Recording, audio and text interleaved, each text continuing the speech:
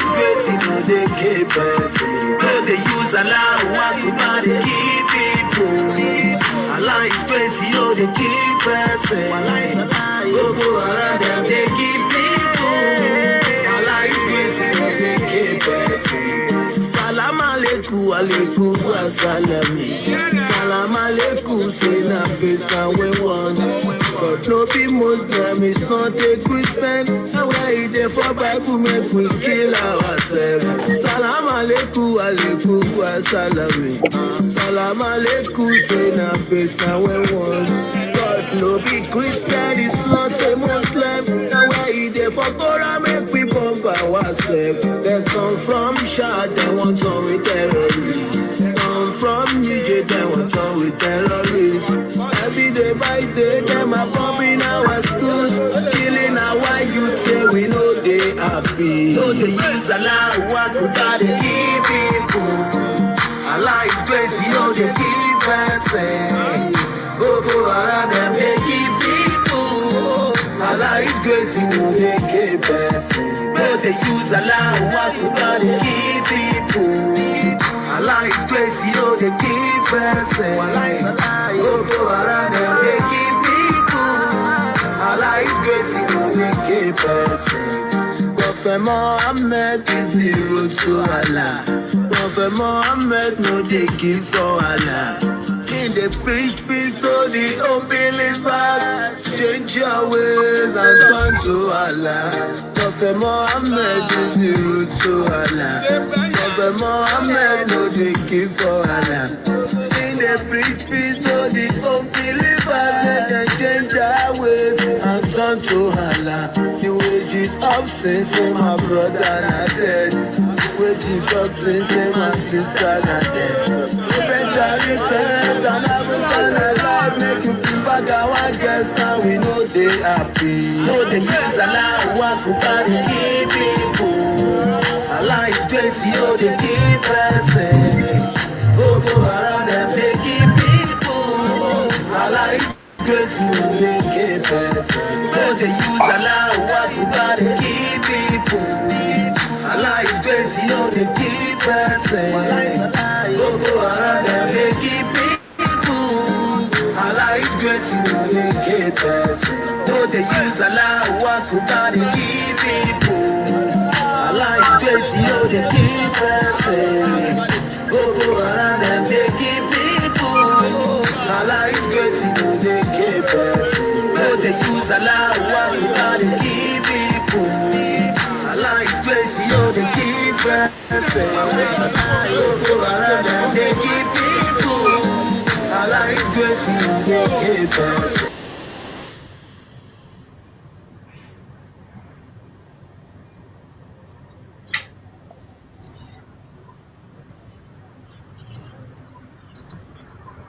Mic is off. Okay, mo fẹ́ dúpẹ́ lọ́wọ́ gbogbo yín fún opportunity tẹ́ fún wa láti wá sínú ilé yín ní òní, and bẹ́ẹ̀ ṣe mọ̀ topic wa ní òní is going to be quite an interesting topic. So bẹ́ẹ̀ ṣe ń wò wá wákàtí ọ̀rẹ́, mo fẹ́ kẹ́ like page, mo fẹ́ kẹ́ share page, mo fẹ́ kẹ́ jẹ́ káwọn èèyàn mọ̀ ní ilé ní oko pé a ti wà ní orí a ti wà lórí television àbí lórí live program. Ẹ wo ṣé ó dá káyà òyìn gbọ́ Yorùbá kò rí bàbá báyìí ṣẹ́gbẹ́ tó bá ní ká mú passport wa jáde gan wọ̀n ní wá believe God ní believe báwa gan Yorùbá ni wá. But ẹ jẹ́ ìdúpẹ́ lọ́wọ́ everybody pé ọjọ́ ìwà. I'm very grateful to everyone for joining us at this moment. I'm so grateful in the sense pé we have a lot of people, we have some very powerful people with us today who are joining us.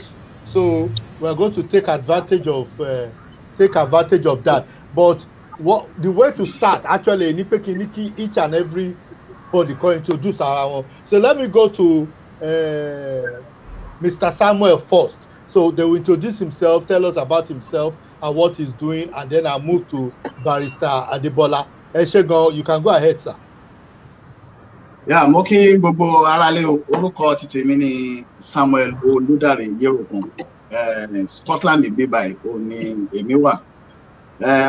Talking about àwọn tí mò ń ṣe, I'm a minister, a gospel minister. I'm also the community ambassador ní Scotland níbí. I'm a 3D stroke environment designer, and I'm a member of the Yoruba Referendum Committee, among other things. Thank you for having me. Thank you so much. Thank you so much, and we appreciate you because our lórí is those are the kind of things that we really want.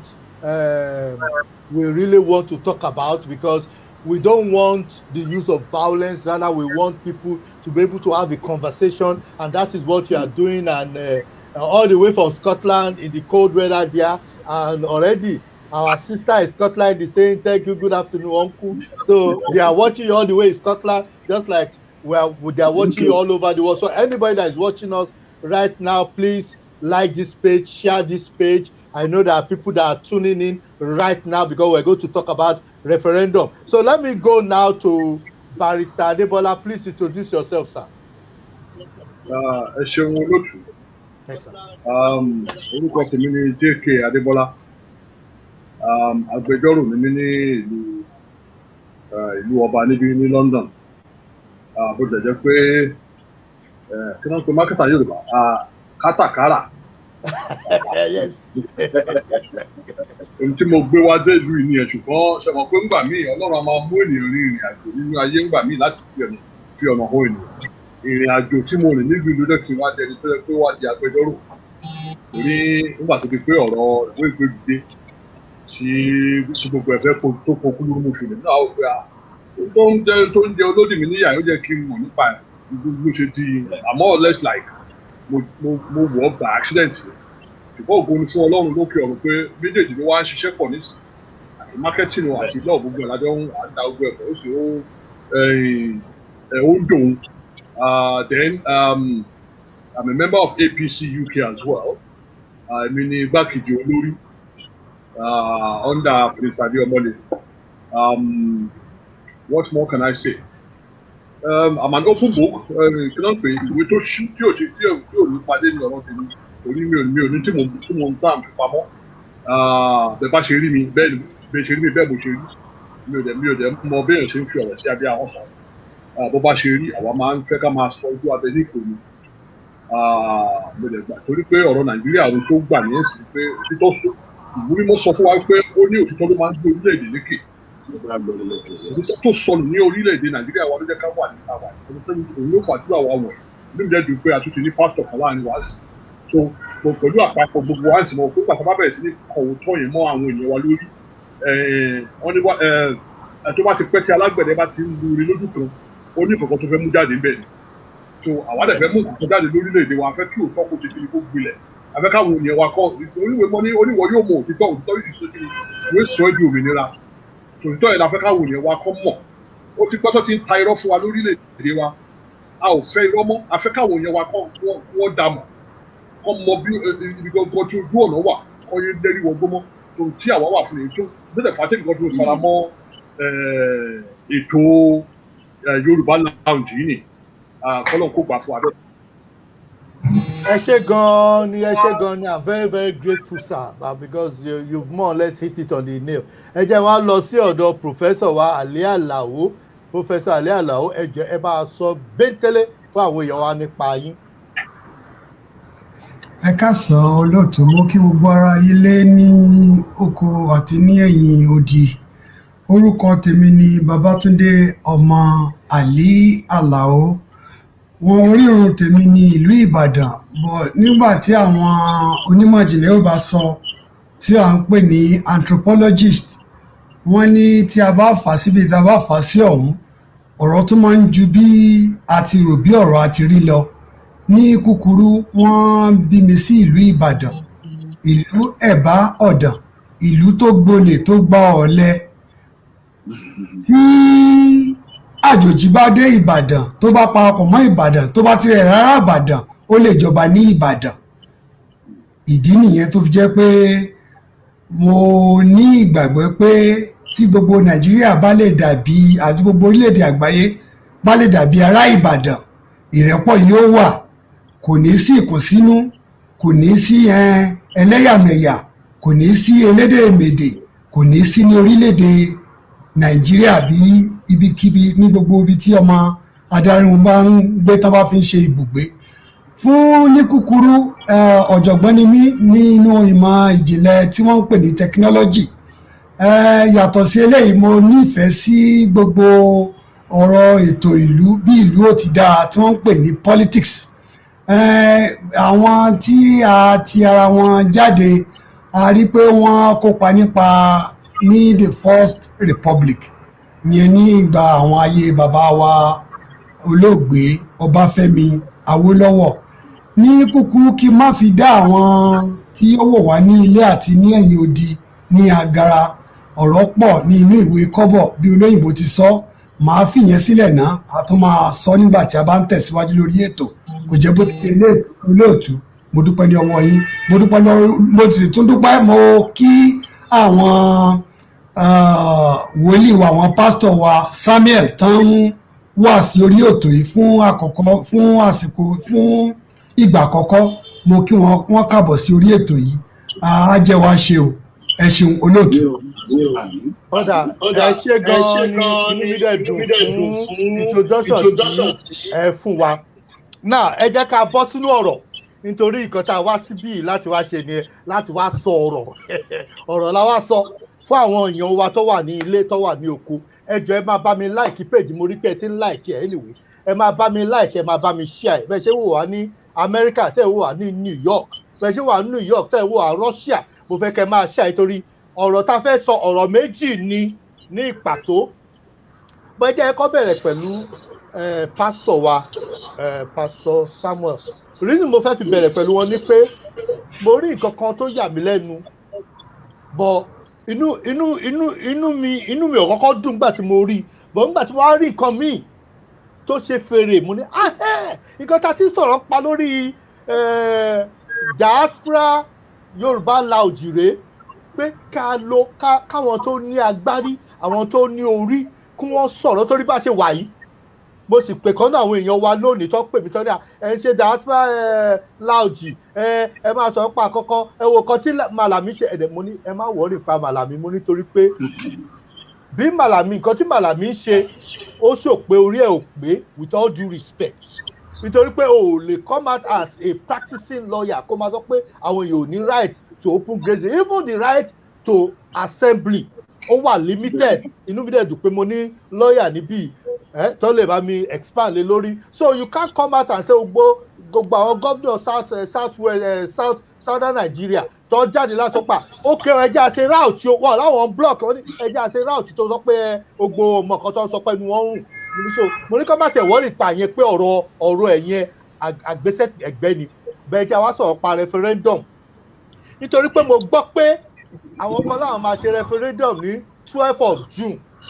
Àwọn dẹ̀ máa referendum máa gbóná, ó máa ṣe kọ́kọ́ referendum. Èmi ò gbogbo referendum tẹ̀ ń ṣe tí ò ní legal backing. Àwọn tó wà Scotland, inú mi dẹ̀ dùn pé Scotland lẹ ti wá, so ẹ mọ̀ pa òfin, ẹ ti ṣe, ẹ mọ̀ bó ṣe ń lọ. So you are an authority in this discussion. You are talking from what you have experienced and what you have practiced, and God will continue to bless you, sir. And nígbà tí mo rí yẹn, tí mo gbọ́ nǹkan tó fẹ́ ṣe June 12, tí mo wá gbọ́ nǹkan tẹ́yìn fẹ́ ṣe, mo wá ní ṣe rí ìyàtọ̀ nú àwọn òmùgọ̀ táwọn granny mi mo sì bá ń tayò láì ìgbà yẹn, wá ní mo kó pé mo kí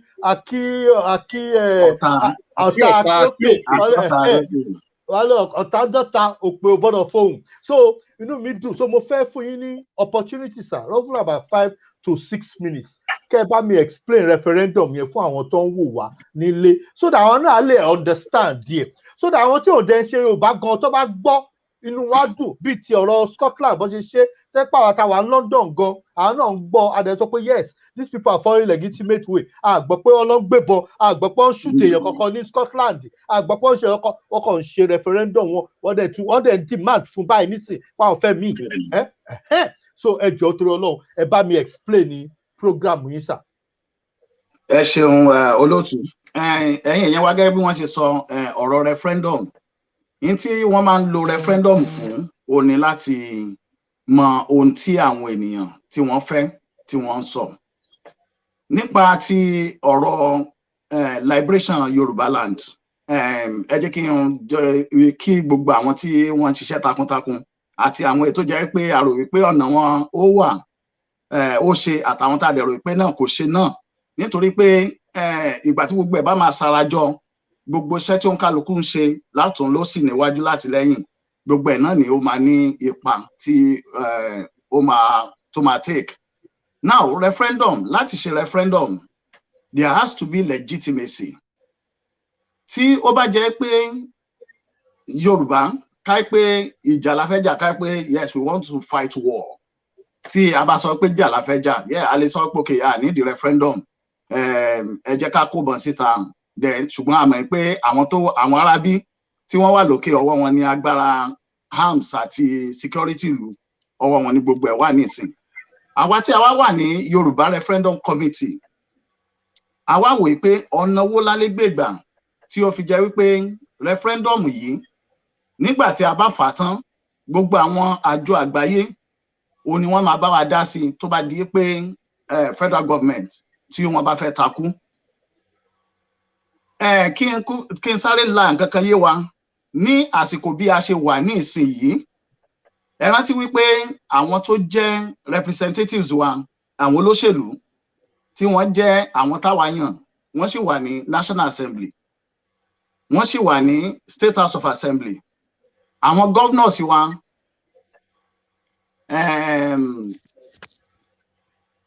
okay, please, what is referendum in Yoruba language? In fact, màá wò torí a kọ sínú kíní ìlú sọ pé yes, a fi kíní capture pé ìlú sọ pé ohun tí àwọn ìlú Yorùbá tí wọ́n sọ ni, so ìlú sọ pé ó ní Yorùbá language tí àwa fi mú. So a wò wípé pẹ̀lú bí Yorùbá ṣe ń sọ wípé a fẹ́ kúrò, a fẹ́ ṣe mọ́, a fẹ́ ṣe lè, it's fine, ṣùgbọ́n ọ̀nà wo la lè gbà tó jẹ́ pé ó máa ní legal backing, tó jẹ́ pé at the end of the day tí ìjọba àpapọ̀ bá tiẹ̀ fẹ́ fight wa on it, ó wà easier fún wa láti pe the international bodies kádẹ́nì kún ó put the pressure lórí government. Àwọn tí ó wà lẹ́sìn tí a ní àwọn ará State House of Assemblies, a ní representatives ibẹ̀. Then gbogbo state at the moment under the constitution wọ́n ní agbára láti ṣe òfin. In tí àwa wá gbé jáde ni pé àwa gbé petition jáde wípé kí gbogbo àwọn ọmọ Yorùbá kí wọ́n lọ fi ọwọ́ sí petition yẹn wípé a ní right, a ní ṣé ẹ̀tọ́ la máa pè pé a ní ẹ̀tọ́ fún àwọn èèyàn wa láti sọ ohun tí wọ́n fẹ́. Ṣùgbọ́n a fẹ́ jẹ́ kó jẹ́ ariwo ìta máa pa ní orí títì nìkan.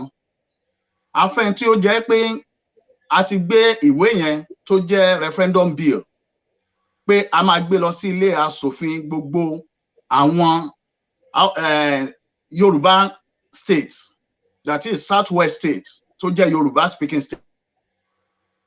Wọ́n bá jọ síbẹ̀, wọ́n máa sọ di òfin. Ìyẹn ni ìgbésẹ̀ àkọ́kọ́ wípé wọ́n sọ di òfin ní ọ̀dọ̀ wa wípé a ní láti ṣe referendum pé ìlú sọ pé in tí à ń sọ ní ọ̀dọ̀ wa nìyí. In tí ó sì fi ṣe kókó ni wípé bí àwọn kan ṣe ń sọ wípé a ò sí nínú Nàìjíríà mọ́ ní ìsinyìí, ẹ rántí wípé àwọn gómìnà wa wọ́n sì ń gbowó láti Àbújá. Àwọn tí wọ́n ń ṣojú wa wọ́n sì ń gbowó láti Àbújá, wọ́n ń lọ jókòó ní Àbújá. Ní Ìbàdàn, Ọ̀yọ́ state lónìí, wọ́n sì ń ṣe election local government chairman àwọn ibìkan lónìí. So that means pé a ṣì ń participate in the system. In fact, àwọn tó jẹ́ representative wa tí wọ́n belong to APC, wọ́n sì wà lókè lọ́hùn gẹ́gẹ́ bí part of the government. So a gbọ́dọ̀ gba ọ̀nà tí ó tọ́ àti ọ̀nà tó yẹ, tó jẹ́ pé tí ìjọba àpapọ̀ bá fẹ́ wá dàrú, a máa lè rí àwọn ibi tí a máa bá sí. So ó ní wọ́n pè ní legitimacy. Ẹ ṣeun ọ̀gbẹ́ni John Ògúnrìnọlá, wọ́n ní Yorùbá ìlú fẹ́, ẹ ṣeun pé ohun tí ìlú fẹ́. So in táwa sọ ní pé ẹ jẹ́ kí a kí ọwọ́ bọ ìpèníjà yìí, petition yẹn dẹ̀ ní a máa send ẹ̀ sí àwọn governors, petition yẹn a máa send ẹ̀ sí State House of Assembly ní gbogbo Yorùbá land. àní kò kan àwọn aróòkè ọya, àwọn Haúsá, kò kan àwọn Fúlàní, kò kan àwọn Yíbò, àwa Yorùbá nìkan ni. Tí a bá gbé lọ sí àwọn state houses of assemblies wa, tí wọ́n bá pass into law, lẹ́yìn ìgbà tó bá dòfin tán, la ṣẹ̀ṣẹ̀ wá máa sọ̀rọ̀ wípé ìjọ wo la máa ṣe referendum yẹn, àti wípé àwọn ìbéèrè wo la máa béèrè ní ọwọ́ àwọn èèyàn wa. Àyè dẹ̀ máa wà lẹ́yìn ìgbà tí a bá ti sọ pé ìjọba ẹ̀ la máa ṣe, nítorí pé ṣe rí ìjọba tá à ń ṣe, tá à ń sọ pé olóṣèlú, ó yẹ kí àyè wà fún ẹnìkọ̀ọ̀kan wa láti sọ̀rọ̀, láti sọ ohun tó fẹ́. A lè sọ pé gbogbo àwọn tó wà ní Yorùbá pátápátá ni wọ́n fẹ́ ká kúrò nínú Nàìjíríà. Ní àárín ọjọ́ tí a bá ti sọ pé ìjọba ẹ̀ la máa ṣe referendum yo, ìyẹn lẹ́yìn ìgbà tí wọ́n bá ti sọ́dòfin tán, àyè máa wà fún àwa tí a bá faramọ́ pé báyìí ló ṣe ká ṣe, àwọn tí wọn ò faramọ́ tí wọ́n sọ pé báyìí ni ọ̀nà táwọn ń fẹ́. Àyè máa wà fún wa láti lọ báwọn èèyàn sọ̀rọ̀, láti ṣe gbogbo àwọn ìpàdé tí a máa ṣe, tí a máa ju ìbéèrè síra wa, kí àwọn èèyàn kí wọ́n lè ní òye nípa irú ilẹ̀ Yorùbá gangan tí à ń fẹ́. Èyí ni àwa wò pé ó jẹ́ ọ̀nà tí ó tọ́, tó sì jẹ́ pé tí a bá lè gba ọ̀nà yẹn, gbogbo àwọn èyí tá à ń sọ pé bóyá United Kingdom, United Nations and other nations pé wọ́n lè wá, wọ́n á wá láti wá assist ni.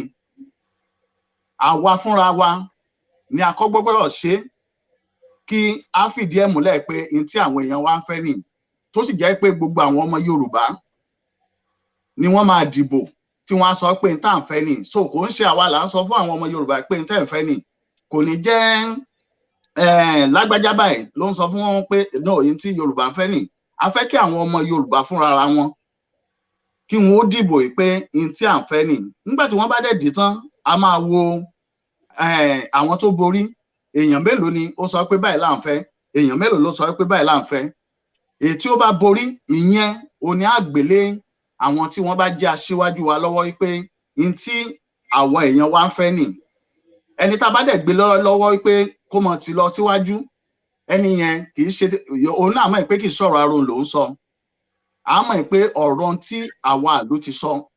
Àwọn nǹkan báyìí òun dẹ̀ ní àwọn àjọ àgbáyé bíi United Nations àti àwọn yòókù, ìyẹn gan ni wọ́n lọ recognize. So ọ̀nà táwa ń gbà ó ní láti lè gẹ́ẹ̀tì in tí wọ́n máa pè ní legitimacy fún issue referendum, legitimacy for whatever we are saying. Ìyẹn ni ọ̀nà táwa ń gbà. Mo ti gúnlẹ̀ olóòtú. Ẹ ṣé gan, torí explanation tẹ give yìí is a very very good explanation. Ọlọ́run ò dẹ̀ ní jẹ́ kí àgbà yín àti ìmọ̀ yín kó tán rárá. Mo fẹ́ béèrè question méjì lọ́wọ́ yín sà, tẹ́ bá ní mind. Mo mọ̀ pé ẹ ti sọ nǹkan kan síwájú, torí nǹkan tí ó ń kọ̀ sí wàhálà ní ilẹ̀ Yorùbá at the moment, ó ní àwọn ọ̀rọ̀ bíi pé ó gba àwọn tí ò bá ti tẹ̀lé wa, àwọn tí ò bá ti gbà fún wa, tí wọ́n kú sínú omi bí ọ̀rọ̀ ti Moses.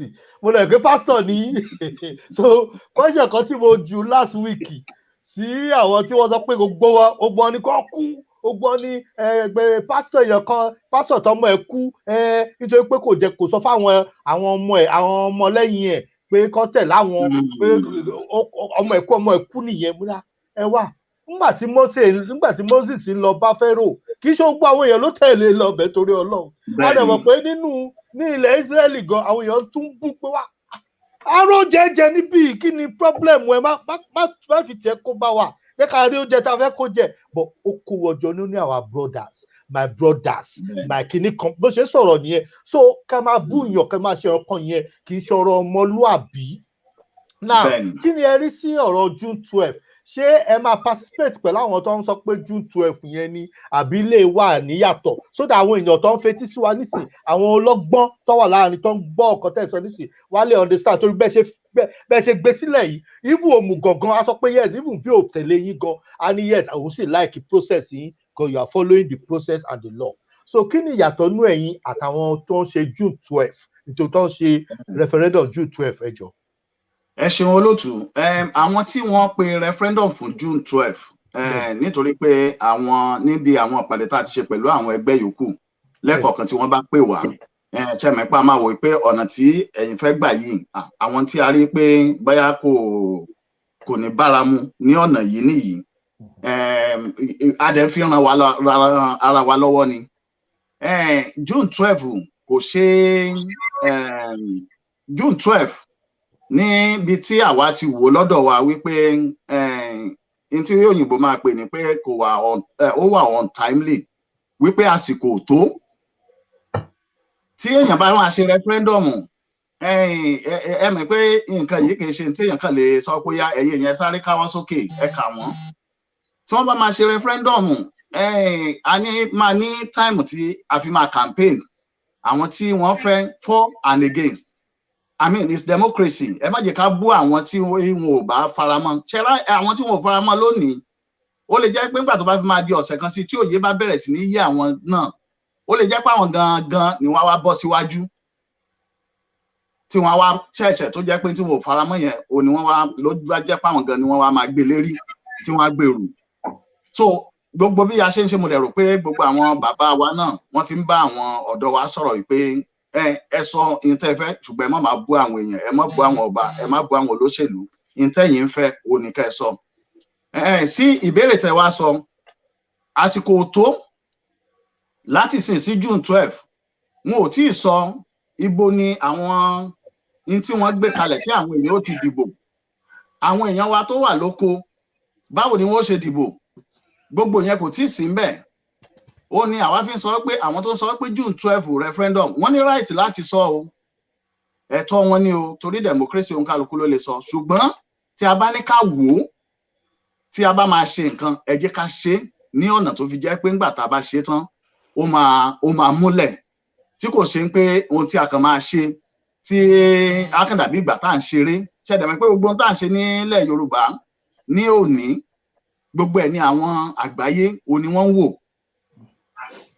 So ibi tí mo mú bọ̀ ni pé àwo ò sí ní ara àwọn oní referendum June 12 ṣùgbọ́n àwọn tó wà ńbẹ̀ náà a ti sọ fún wọn wípé àsìkò tó láti sọ ohun tí a fẹ́, nítorí pé ọ̀rọ̀ Yorùbá tá à ń sọ yìí ṣẹ̀mọ̀ pé àti ìdébi pé a ti ń sọ̀rọ̀ pé báwo ni okòwò wa, àti ìsọ̀rọ̀ nípa wípé àwọn iléèwé mélòó ni a ní tí a ń láti kọ́, àti sọ̀rọ̀ ní pé àwọn ọmọ wa, àwọn ọ̀dọ́ wa tí wọ́n wà ní títì tí wọ́n ti ya nǹkan míì sí títì nítorí pé ìjọba àpapọ̀ dá sí wọn tí gbogbo wọn fi wọ́n sílẹ̀.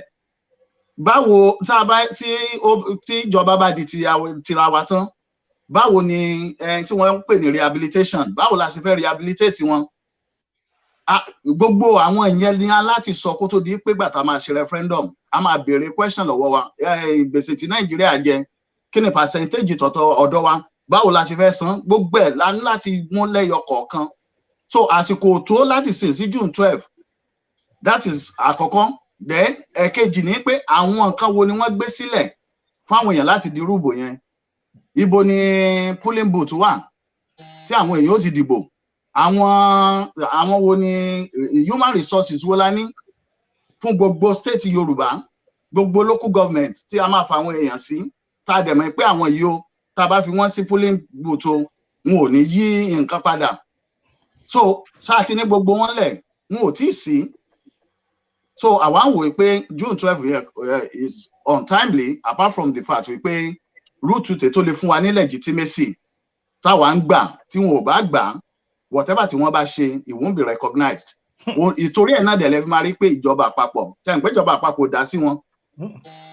Ẹ ti máa rí anything tẹ́ bá ń ṣe tó bá máa gún ìjọba àpapọ̀ ẹ ti máa rí wọn á ti pariwo jáde. Ó làwọn orun tó ṣẹlẹ̀ nígbà Àmọ̀tẹ́kùn tẹ́ bá rántí. Gbogbo ìgbà tí wọ́n ń pariwo Àmọ̀tẹ́kùn kínní kan ṣe pé ìjọba ò sọ̀rọ̀, ṣùgbọ́n níjọ́ tí wọ́n gbé bíìlì yẹn wọ House of Assembly ó ní wọ́n bẹ Màlàmí tó ń sọ̀sọ̀ kú sọ ní ìsìn ẹmọ tó sọ ń gbà yẹn náà nítorí pé wọ́n ti rí pé ẹ ti ń gbọ́ ọ̀nà tí ó máa bring legitimacy. So ẹ máa rí wọn á bẹ̀rẹ̀ sí ní pariwo, ṣùgbọ́n tí wọ́n bá ti rí pé tí ò lè ṣe anything ni àwọn náà láwọn tí ó ń advice wọn So wọ́n ti rí pé kò ṣe nǹkan kan, so wọ́n kàn wí pé ẹ kàn ń pariwo lásán ni. So à ń bẹ àwọn èèyàn wa ní wípé resources tí wọ́n máa waste both in human hour àti any other resources tí wọ́n bá máa waste pé ẹ jẹ́ kí a kọjú sí ọ̀nà kan, kí gbogbo ẹ̀ kó lè tùbà kó lè túṣẹ́. Ẹ wò ẹ má bínú pé mo béèrè question tó mú wọn pé even barrister gan náà àti prof inú wọn dùn sí nǹkan tí wọ́n ń gbọ́ nítorí pé àdé ọ̀dẹ tí ẹ bá gbọ́ ọ̀rọ̀ tí ẹ bá ẹ mọ̀ tí ìbá pé torí pé ẹ jẹ́ pastor àbá sọ pé báyà ẹ lájẹ́ ni nítorí pé ní some few weeks ago a sì sọ pa pé kò tí ì sí èèyàn kankan tó jáde tó ní òkè pàtẹ kí ni irú bọ́jẹ̀tì wo ni bọ́jẹ̀tì Yorùbá state bẹ́ẹ̀ kéèyàn tẹ̀ ná gbogbo bọ́jẹ̀tì south west together kéèyàn kan tẹ̀ jáde kó lókè òun ná gbogbo bọ́jẹ̀tì south west together ibi ni owó tó máa ná lórí school rẹ̀ owó tó máa ná lórí mo ní téèyàn bá gbọ́ yẹn bẹ́ẹ̀ mi ṣe wà yìí tí bá gbọ́ pé tá a bá ná gbogbo bọ́jẹ̀tì pọ̀ ní bọ́jẹ̀tì báyìí ò bọ̀ tá a bá tẹ̀ wo gbogbo bọ́jẹ̀tì south west tá a bá ná pọ̀ nínú bọ́jẹ̀tì a máa rearrange iye báyìí percentage báyìí la máa ná lórí education so that education bí Awólọ́wọ̀ ṣe sọ will be free from this time to this time. Mo ní in fact a lot of people ló máa immediately sọ pé àwọn tó àwọn àtẹ̀lé rè tẹ́ bá pa iye báyìí la máa ná lórí àwọn tó bá ní business àbí nǹkankan iye tax tá máa fún wọn rè a lot of people ló máa gbà ìyẹn mi pé tí Yorùbá nation bá bẹ̀rẹ̀ mo ní those are the legitimate things we want to hear but ẹ pé ìfẹ́ sì kẹ́ búyàn lọ kẹbúlé kò sẹ́ tó máa wà encouraged láwọn tó bá wà at least educated and remember sir with all due respect when we are saying people are educated we are not saying they are educated because they can read and write nítorí àwọn bàbá wa tó wà nínú igbó lọ́hùn they can do work they can do a lot of things they know the sky they know the water and ẹ̀dẹ̀ sọ kọ́kọ́ nípa legitimacy mo fẹ́ play video kan fún yín sir màá béèrè question lọ́wọ́ yín just for 1 minute and then màá pe àwọn ọ̀jọ̀gbọ́n mi yòókù láti lè ṣe kíní bọ̀ inú mi dùn fún àwọn kan tí ẹ ti sọ síwájú lórí pé bẹ́ẹ̀ mi gan ṣe wà yí gan wọ́n sọ kankan ní Bible ẹ má bínú pé mo ń refer sí Bible wọ́n nígbà tí nínú ìwé Act nígbà tí wọ́n rí opportunity láti bá ọba sọ̀rọ̀ ó bá bẹ̀rẹ̀ láti bá ó kóòtì Bible ó show relevance between Jésù àti Abraham ó ní ọba yẹn gan tó jókòó lórí seat ní ìwọ bọ̀bọ̀ yìí tí ìbá yẹn pé torí pé nǹkan tí mo mọ̀ ó ti fẹ́ convince mi gan pé kí n máa tẹ̀lé ẹ so bẹ́ẹ̀ ṣe sọ̀rọ̀ gan jẹ́ kí inú mi máa dùn inú mi lónìí I'm so happy because I'm hearing things that I believe this is the way even if I don't support it but when you hear the largest concentration of black people on earth we must make it to succeed. Those who are calling for a breakup of Nigeria along ethnic lines are short-sighted. We profoundly respect them. They are short-sighted. They simply want to transfer national oppression, national exploitation to their own fiefdoms. It's not about, none of them is talking about education for everybody in their imagined republic. None of them is addressing the type of economy that will promote prosperity in the republic of their dream. It's all about let us have our own fiefdom to continue the oppression of the masses. And that will not work. And by the way, all those who are demanding, who are declaring republics online, have they held referenda? Have they held plebiscites? Where the people have now said, we are leaving Nigeria. Nobody has done that.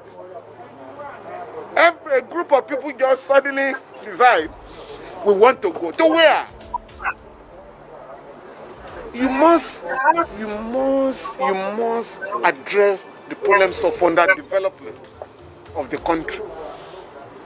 And these problems that they are posing as, or the excuse for a possible breakup.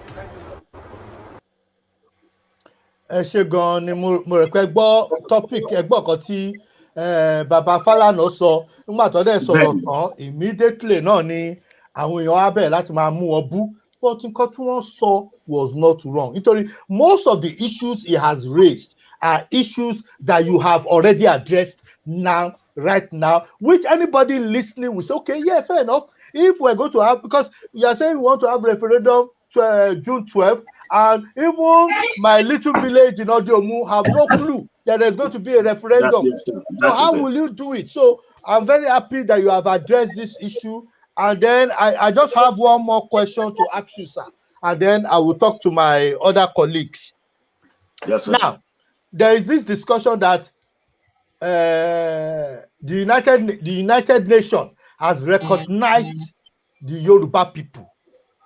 But I think people are a bit naive because I went out again out of my little knowledge as a student of political science over 20 years ago. And I looked at the countries that are recognized by the United Nations, and I can see their list. I did not see anything called Yoruba Republic. Yes. But what I saw was that the unrepresented nations and people association, they have the Yoruba nation has become a member of it, which there's nothing wrong in that.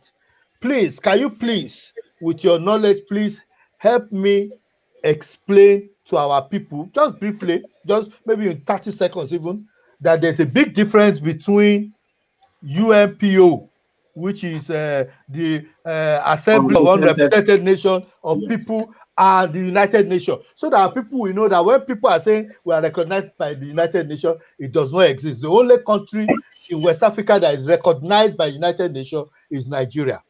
And just like you rightly said, sir, that's the only place where we are drawing funds from, even within the Southwest. Yes, unrepresented nations and people's organization, IBE, only want to register Yoruba. Ẹgbẹ́ tó dẹ̀ register Yoruba níbẹ̀, only Yoruba World Congress. Ìgbìmọ̀ yẹn wọ́n yàtọ̀ pátápátá sí United Nations. In fact, focus United Nations àtàwọn eléyìí ó yàtọ̀ completely. However, a ti rí àwọn few unrepresented nations and people bẹ́ẹ̀ yẹn tó jẹ́ pé wọ́n wà ní UNPO. Torí in tí UNPO máa ń ṣe ni pé àwọn bíi irú Yorùbá, bíi Yorùbá ọ̀dọ́ wa tí a sọ̀rọ̀ nípa self determination. In tí wọ́n máa ń ṣe ni pé wọ́n máa kọ́ àwọn tí ó lọ represent wa níbẹ̀. Irú representative Yorùbá World Congress tó wà níbẹ̀. Pé tẹ́ bá fẹ́ ṣe self determination o, àwọn ìgbésẹ̀ báyìí ló yẹ kẹ́ gbé, àwọn ìgbésẹ̀ báyìí ló yẹ kẹ́ gbé, àwọn ìgbésẹ̀ báyìí ló yẹ kẹ́ gbé. Ó ní bàbá Akíntóyè fi sọ ńjọ́ yẹn pé wọ́n ìgbà táwọn lọ meeting kan wọ́n ní kí ṣé àwọn ti serve Nigerian government ní letter or something like that. So irú organization yẹn ni ó máa ń advise wọn á tún ṣe training fún some of the people. So wọ́n yàtọ̀ pátápátá sí United Nations. As far as United Nations is concerned, United Nations will represent, will recognize wa UNPO onìkan ni a ti register sí as a member. Okay. So based on context on this thing, ìyẹn mi pé at least from all indication, there are certain steps tó yẹ kí èèyàn gbé, which is our step táwa ń pè ní ilẹ̀ Yorùbá ní ways of ọmọlúàbí tẹ́ pé yẹ ká sọ fún àwọn pípé pé nǹkan tẹ́ ń ṣe yóò àfẹ́ràn ẹ̀ o àtẹ̀fẹ́ máa lọ lọ́nà tiwa so that a lè jẹ́ káwọn èèyàn wa wọ́n ní máa pa àwọn èèyàn wa ní oko, wọ́n ní máa pa àwọn èèyàn wa lójú títì, wọ́n ní máa so gbogbo àwọn nǹkan bẹ́ẹ̀ yẹn we raise it. And if àwọn èèyàn wa dà ẹjọ́ ẹ má lọ bí àwọn UK ṣe sọ pé bí UK bí Queen ṣe sọ Canada ẹ má lọ ẹjọ́ ìníwà ẹ dúró tiwa a fẹ́ràn yín a love yín àdé àwọn kan lè ní wo wọ́n ti ń change mind wọn báyà wá fún wa ní better position bá wá ṣe ọkàn so and that's the way. kí n sáré kó ibẹ̀ yẹn òun ní pé ṣẹ́rí ńgbà tí ṣẹ́rí gbogbo ọ̀yẹ̀ tá à ń sọ ń sìn òun ni mo fi sọ pé wọ́n ṣe bí ẹni pé kò kàn wọ́n sì ń pa àwọn èèyàn wa lọ. ṣùgbọ́n ìjọ tí wọ́n bá rí i pé a gbé kíní bíìlì yẹn wọ House of Assembly gbogbo Yorùbá land ìjọ yẹn wọ́n mọ̀ pé wàhálà ń bọ̀ nítorí wọ́n mọ̀ pé tó bá ti di òfin ṣẹ́rí tí a bá gbé gba ibẹ̀ yẹn tí wọ́n bá sọ di òfin in the first instance international organization wọ́n recognize wọ́n dẹ̀ watch tí a bá dẹ̀ ti dé level yẹn in fact federal government gan mọ̀ pé a ti serious pé ẹnu nìkan kọ́ là ń jà. Now kí n sáré mu mọ́ tètè tí bàbá Fálànà sọ bí wọ́n ṣe sọ ẹ̀ṣẹ̀ ráwọn question táwọn ń béèrè ìtorí bí àwọn èèyàn wa ṣe gbé náà ni nítorí pé tí gbogbo wa bá fọwọ́ pọ̀ báyìí wípé ẹ jẹ́ ká ti petition yìí kí a sọ pé kí wọ́n sọ di òfin ṣẹ̀rí ìgbà wọ́n bá sọ dòfin tán àwọn tí a wá máa bẹ̀rẹ̀ sí ní sọ lẹ́yìn ìgbà wọ́n bá sọ di òfin tí a wá sọ pé ìjọba ìbáyìí la máa ṣe referendum o bóyá oṣù mẹ́fà ni o láàrin oṣù mẹ́fà yẹn ó ní àwọn tí a fi ara mọ́ wípé Yorùbá gbọ́dọ̀ ní bó ṣe ń ṣe títí ẹ̀ ní o àwọn yẹn ni wọ́n wá máa kó àwọn èèyàn wa tí wọ́n jẹ́ ọ̀jọ̀gbọ́n irú àwọn tí wọ́n mọ̀ ń po òfin irú àwọn tí wọ́n jẹ́ educationalist irú àwọn tí wọ́n jẹ́ tí wọ́n lọ́pọlọ tí wọ́n jẹ́ strategist irú àwọn tí wọ́n jẹ́ security expert la wá máa kó wọn jọ la wá máa ṣe a documentation láti sọ pé ẹ̀yin èèyàn wa o ìlú tí a fẹ́ gbà ilẹ̀ Yorùbá tí a fẹ́ gbà yìí o bóyá a fẹ́ wà nù Nàìjíríà ni o àbá a fẹ́ wà nù Nàìjíríà o that's not even the issue at that point. Ilẹ̀ wa àwọn dọ́kúmẹ̀ntì láti ṣe ẹ lọ́ka èyí tí a bá máa lẹ̀ márùn ògiri káàkiri gbogbo ọjà pé àti wo iye tá a máa pa bẹ́ẹ̀ ṣe sọ lákọ̀ọ́kọ́ àti wo iye tá a máa pa tá a bá wà ní ra wa tó bá jẹ́ pé àwa ní Nàìjíríà náà ni tá a bá fẹ́ máa fi àwọn èèyàn ránṣẹ́ sí central government bóyá èèyàn mẹ́fà ṣùgbọ́n gbogbo ọ̀dọ́ wa àwa là ń ṣe gbogbo ẹ̀ tó bá dẹ̀ jẹ́ pé a fẹ́ kúrò náà ni but a máa la gbogbo ẹ̀ sílẹ̀ bí bàbá Fálànà ṣe ń sọ yẹn ọ̀rọ̀ nípa òfin ọ̀rọ̀ nípa education ọ̀rọ̀ nípa health ọ̀rọ̀ nípa even security tá à ń pariwo gbogbo ẹ̀ la máa là sílẹ̀ tá a sì máa sọ pé owó wa ka ó tún jù lọ so àsìkò yín ò tí ì tó òun la fi ń sọ fún àwọn èèyàn wa pé ẹ jẹ́ kí gbogbo wa ká gbárùkù ti petition yìí ká fi ọwọ́ sí ká ti wọ àwọn House of Assemblies wa tó bá wọ ọbẹ̀ tí wọ́n bá sọ́dọ̀fin àwọn nǹkan yòókù àwa tẹ̀lé kò yẹ kí báwọn olóyìnbó a ṣe sọ pé ká má gbé the cat before the horse so ẹṣin ló yẹ kó wà níwájú kí yòókù wa tẹ̀lé. ẹ̀yin lẹ ṣe jù ẹ jẹ́ kí n gbé ẹ má bínú ẹ jẹ́ kí n gbé barrister wọlé barrister ẹ ti gbọ́ nǹkan tí akàwé pastor wa tí wọ́n sọ and he's giving his position he's giving it eloquently unlike the other people which I will not name have put theirs. He's not talking about scam. He's not talking about fraud. He just say we are not happy. We want a legitimate approach and we are going to go in line with the law to the legislators and put our case forward and argue our case. What is your view on that, sir? Ẹ ṣe wo lóṣù. Bẹ́ẹ̀ni sir. Ọkọ náà máa kọ́kọ́ kí àwọn pásítọ̀ wa owó kú ọgbọ́n wọ́n rẹ̀ kú làákàyè. Bẹ́ẹ̀ni. Ebi a máa sọ ẹ bá rántí máa ń sọ̀rọ̀ kan lórí fúgàmì nígbà tí ìtàlẹ́ bá ti sọ̀rọ̀ àwọn ọmọ pípé. Mo ní tí ọmọdé bá fẹ́ ṣe bí àgbàlagbà ọjọ́ orí ẹ̀ ò ní jẹ́. Tí wèrè náà bá dẹ̀ fẹ́ ṣe bí ọlọ́gbọ́n gọ́ngàn wọn ọpọlọ ò ní ṣe kí ni kò ní gbà láàyè. Obi pastor ṣe bọ́ ṣe fọ́ gbogbo ẹ̀ ní wẹ́rẹ́wẹ́rẹ́. He almost convinced me even though I still don't believe in Yoruba nation. I believe in Yoruba race. Ẹ̀bùn máa ń sọ every time. I believe in Yoruba race. No doubt about it. But Yoruba nation, I will come to that later. But he almost convinced me because, you see, bóyá tó ní iṣẹ́ tí mò ń ṣe ni o because tó bá délé ẹjọ́ tó bá fẹ́ o láti convince judge pé n tó sọ yìí ó múnádóko ẹjọ́ ẹni kan tí mo sọ lẹ́ẹ̀kan sí mo ní he almost convinced me because mo fi ara balẹ̀ mo listen sí gbogbo tó ń sọ tí wọ́n ń sọ ẹ rí i pé ìyàtọ̀ tó wà láàárín àwọn àti àwọn tá à ń sọ yìí kò ṣeé fi ọ̀pá wọn torí pé àwọn tá à ń sọ yìí ọ̀rọ̀ wọn dàbí ẹni tí ò ṣáájú lọ́gbẹ́. yóò tó gbòòrò lọ́fà. yóò tó gbòòrò lọ́fà. ó wá pẹnu sí abẹ́ ọ̀pẹ ṣé ọ̀fẹ́ ló rò pé ó ń ròyìn. tẹ́bálẹ̀ fẹ́ ya kúrò nàìjíríà ìlú tá a wà ya rí bó ṣe ń ṣe nǹkan kan wà tó ń pè ní consultation. bẹ́ẹ̀ni.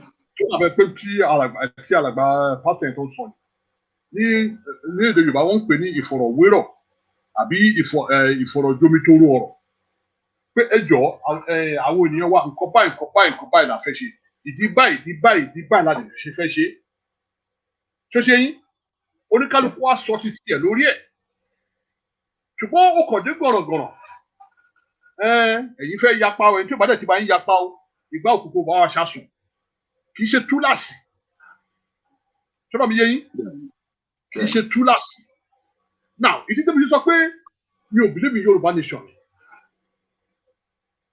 torí whatever issue tó ń bring about n tá à ń sọ yìí òní kọ́ ló bẹ̀rẹ̀ ilẹ̀ Haúsá ni mo gbé dàgbà màá tún fún story kan personal story mo ń ṣiṣẹ́ pẹ̀lú UAC I'm talking 1980s now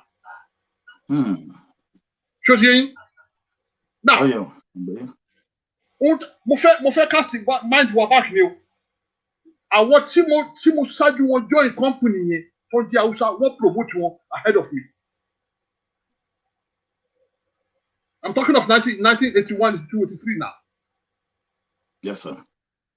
ṣé o ṣe yín mo fẹ́ kẹ́ gbogbo ká mọ̀ pé this is one of the reasons tí mo ṣe fẹ́ believe in this Yoruba nation thing because òbí kọ́ lójú ṣẹ̀ ti gbà wá bọ̀. now ẹ dájú pé mo sọ mí nígbà kan ní àbá ó ti tó bí ọ̀sẹ̀ bíbélì kan bí mo ní ìjọba Jonathan tó jáde tó kúrò lórí àlefa ó ṣe kíní kan gbà náà mo ní tó wá pé ìgbà yẹn ni irú ọ̀rọ̀ yìí jáde irú èmi ó ṣe é ṣe kí n tẹ̀lé wọn ìdí ni wípé nígbà tí Yar'Adua tó síìkì tí a pa àwọn kan jókòó tán ní wọn ò ní jẹ́ kí Jonathan débẹ̀ àwọn Yorùbá wa ló dìjàǹgbara nígbà náà tán ní mùsùlùmí tó jọ ó ń láti débẹ̀ ṣáá ni ìgbà náà jẹ́ kọ́ realize pé there was a lacuna in the law but it has to be fixed. tẹ́wọ́n náà tí mo ń tẹ́ àti máa ṣe ìpínlẹ̀ Yorùbá bá ṣe torí nígbà míì wọ́n ní tí Yorùbá bá ìtàn ó yẹ kó bá àrọ́bá wọ́n kẹ̀ ní àrọ́bá kẹ̀rí bàbá ìtàn ni. tó ṣe yín nígbà tó wá dórí àdífà tó ẹjọ́ Yorùbá mélòó ló rántí àwọn Ìgbò ẹgbẹ́ ló kó sí gbogbo àdífà ni débi pé gbogbo ọdún mẹ́fà tó lò bẹ́ẹ̀ 2 years as acting president and 4 years as the president kò sí project ẹyọ kan tó ṣe sílẹ̀ Yorùbá I stand to be corrected èmi sọ pé tí wọ́n pé ìgbà yẹn ni irú àwọn ọ̀rọ̀ wọ̀nyí jáde somebody like me will be convinced to say yes it is time for us to begin can move ṣùgbọ́n gbogbo àwọn tó ń sọ̀rọ̀ nísìnyí àárín wọn nígbà náà kí ni ìdí ni pé gbogbo wọn lọ ń gba contract lábẹ́lẹ̀ Gani Adams ẹnu mi gbà láti sọ òun náà gbé contract pipeline wá fún you can imagine ní ìlú tí a ní ọlọ́pàá tá a ní sójà ẹ lọ ń gbé security pipeline fún individual ìdí tó fà á tí gbogbo òfin sọ̀rọ̀ gbà yẹn ni ó wá dé ìsìn torí pé ẹni pé mo béèrè question kan nígbà tí ẹnìkan tó ń sọ̀rọ̀ gbà yẹn tó ní àwọn ti display Fúlàní ní ìlú ìjọ ò lè realize pé ti display Fúlàní gbọ̀ngàn ṣé lánàá ni àbí ìjẹta àbí ìdòta torí ìgbà tí wọ́n fi ọwọ́ epo tó fi ń dá wa lójú ẹni táwa gbé sórí àléfà torí tí ìbá ṣe Yorùbá àwọn pásítọ̀ kí lórúkọ máa yìí pásítọ̀ Bákàrè Fẹ́mi Fálànà yìí gbogbo wà lára wọn àti Professor Ṣóyínká gbogbo ló wà lára wọn tó march ní Èkó àti ní Àbújá nígbà náà tó fi first House of Assembly láti fi Jonathan ṣe acting president gbà náà wọ́n tún débẹ̀ kọ́ the first 35 positions ní government kò sí Yorùbá yẹn kan bẹ̀ ká sọ̀rọ̀ gbà náà yẹn mo ṣe wá ń rò ó sí pé it's good how hard for anybody láti dey convince me sí pé the time is right for us to be talking about issues like this. I understand where the pastor is coming from. There are issues, yes, there are issues. But the point, tell me, in terms of, okay, talk about the issues one bit. Gbogbo gómìnà wa, ó ní ètò ń gbà ní security vote every month. Wọ́n ètò gbà kẹ́lẹ́dù ló gba 500 million a month. Kí ló fi ń ṣe? So sábà ní kò sí àbòbò nílẹ̀ Yorùbá. Federal government kọ́ ló yẹ ká máa wò. State government wa gbogbo ló yẹ ká bi léèrè. Owó tó ń gbà láti fi ṣe ìdáàbòbò fún ìlú kí ló fi ṣe? These are the issues.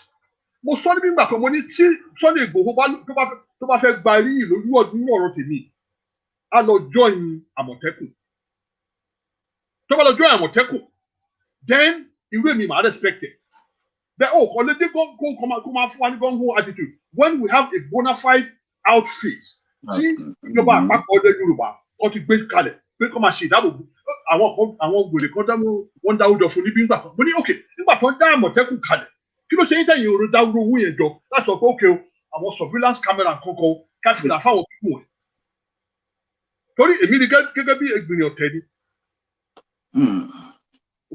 mo sọ nígbà yẹn mo ní orí bíbẹ́ kọ́ ni oògùn ẹ̀fọ́rí now because reason tó fi dìde is based on fallacy kí ni fẹ́ sọ bẹ́ẹ̀ ni pé ẹni pé ọ̀rọ̀ máa ń tọ́ lọ láti diaspora tó lọ dá oko sílẹ̀ ní Ìbàdàn tán náà pa olóògùn tó fi lọ fáwọn Fúlàní ní 7 days ultimatum ẹ bá rántí. mo ń tẹ́ àti cast wáyé májèlé bá ti o this is the way they bẹ́ẹ̀ bí ní gbogbo fáwọn yìí. now later torí mo rántí pé nígbà náà gómìnà Ọ̀yọ́ state ó jáde nígbà náà ó ní ikú máa yẹn was politically motivated nobody listened to him then he was talking to them he was talking on bàbá ẹni tó pa òun náà jáde he said the same thing. And guess what happened? 3 months later, nobody discovered pé PDP man, an 80-something-year-old man, go ṣe ikú pa ní tá à ń sọ yìí, another Yoruba man. Has anybody spoken about that up to now? No. Ilé mi ṣe sọ ṣe nígbà míì, èmi ò bá wọn wá ní wọ́jà. I like to look at the substance gbogbo tó wà nílẹ̀. Mo sọ pé yes, there are issues in the country. Nobody, tẹ́yìn bá ń sọ bẹ́ẹ̀ tẹ́ bá gbọ́n tó ń ṣẹlẹ̀ kan nílẹ̀ Haúsá gan. Àánú wọn gan ṣe yín àánú wọn torí bẹ́ẹ̀ ni mo gbé dàgbà sí mo ṣẹlẹ̀ sí ní family tó ń gbé bẹ́ẹ̀ ni mo ṣe ń bá yín sọ̀rọ̀ tẹ́bádé tó ń lọ níbẹ̀ àánú wọn nílẹ̀ Haúsá á ṣe gbóyún so gbogbo táwọn tẹ̀mí ni pé Ọlọ́run tó so Nàìjíríà pọ̀ àfitàbá fẹ́ sọ pé kò mọ̀ tó ṣe lóde kù torí ẹni pé mo sọ nígbà kan bí mo ní náwó tá a wà ń sìn a ní common enemy which is the Hausa Fulani. Ó bẹ́tà kára wà bá ṣe wà ká máa mú mi sí ibi tó bá yẹ ní torí èmi o I will not look to torí mo rántí pé nígbà tí Jonathan wà mo sọ nígbà I have to be mo ń ṣe comparison láàrin àmìlẹ́dì ni o nígbà Jonathan wà ń bẹ̀ for towards the last time tó máa kó bẹ̀ monthly allocation àwọn states wọn ò rí 100% ọ̀rọ̀ tí mo sọ ẹ̀ kọ́lẹ̀ kẹlọ Google ẹ̀ for about 18 months ní òfin rí monthly allocation for our states. Ìjọba ilé ìdílé ń sìn kò sí oṣù tí wọ́n rí owó wọn gbà. Ó tún ṣe tán tó fún wọn ní Paris funding extra. So what are we talking about? So ibo náà kó owó yẹn sí. So táwọn kan máa ń wá láti ibìkan tó bá wá pa àwọn ènìyàn wa ẹni tá a fi ṣe chief security officer state yẹn tó ń sùn ni. These are the issues. Because bí bàtà bá wọ pé à ń fi ẹ̀tẹ́lẹ̀ à ń palàpalàpà bẹ́ẹ̀ lórí lórí tèmi torí àwọn tí wọ́n tá a yàn síbẹ̀ gangan tó dẹ̀ ń gba owó lóṣooṣù láti fi dáàbò bò wá if they cannot do it then we must begin to ask them questions first. Tọ́ba lè sọ fún wa pé òkè owó security $500 million kan bá lóṣooṣù àwọn òrí gbà ó òrí lẹ́kì gíní máa ṣẹlẹ̀ then we can begin to look towards the federal government. But until that is done as far as I'm concerned we should be looking within. Not without for a solution. We need something else for now.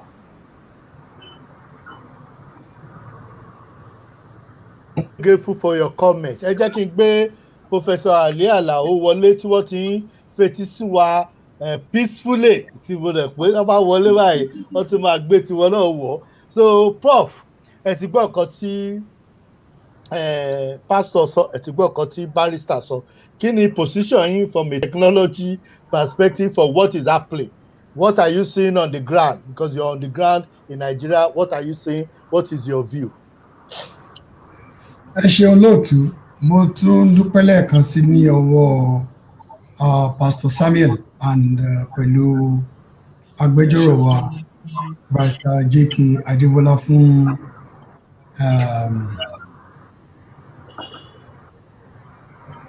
contribution yìí. Ní kúkúrú, ọ̀rọ̀ tí mo ti sọ sílẹ̀ rí tí wọ́n ní kòkòkò ni wọ́n ń rán fa àdìtí. Wọ́n ní amókùn, wọ́n ní ẹrù ẹ wọ́,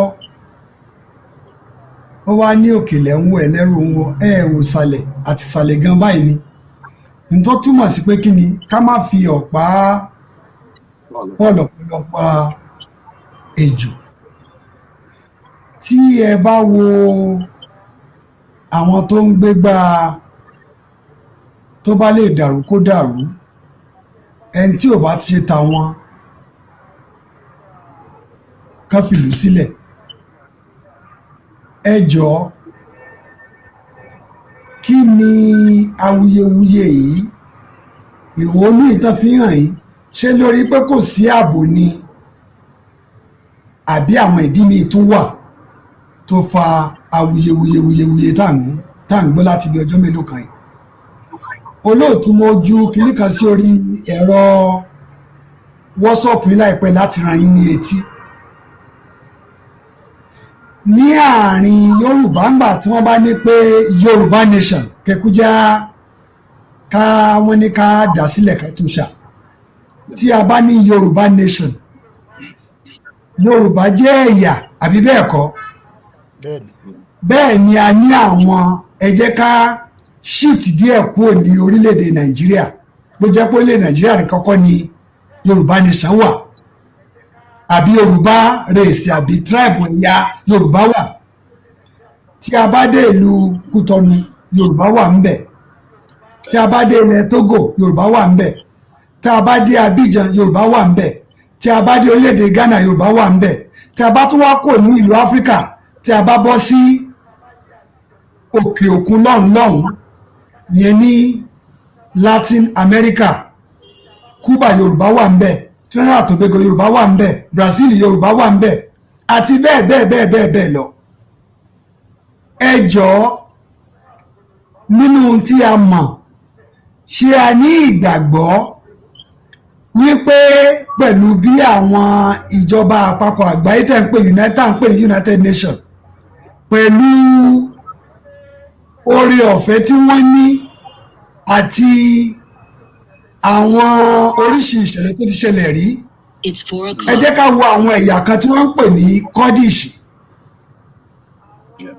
Yorùbá dàbí ọ̀rọ̀ àwọn Kurdish ni, bìkọ́ nígbà tá a bá ní Kurdish, a rí Kurdish ní ìlú Turkey, a rí Kurdish ní ìlú Iran, a rí Kurdish ní ìlú Syria àtàwọn mélòó díẹ̀ bẹ́ẹ̀ náà. Wọ́n ti ń ṣe awuyewuye ìlú èyí ní ìsinmi àwọn àti ìbírú wa yìí, ipa àwọn fẹ́ dá wà, àwọn fẹ́ dá ṣe, àwọn sáfẹ́ yà náà ni. Kí ni ìdí tí wọ́n fi fún wọn ní oore ọ̀fẹ́ àbí tí wọ́n fi lè ṣe? Àwọn tẹ́nu wọn kò ní, wọ́n ríyà, ìtorí wọ́n ní ìbẹ̀rẹ̀ ogun la mọ̀, àmọ́ ìparí ogun. Ìtorí àsìkò tí ò sí ńbẹ̀ ni mo fi ń gé ní pépèpé. Àwa àwò náà, àwọn tó gbégbá Yorùbá nation yìí, ẹ̀rí mo sọ̀rọ̀ kan sí iwájú, mo ní ọmọ bíbí ìlú Ìbàdàn ni mí.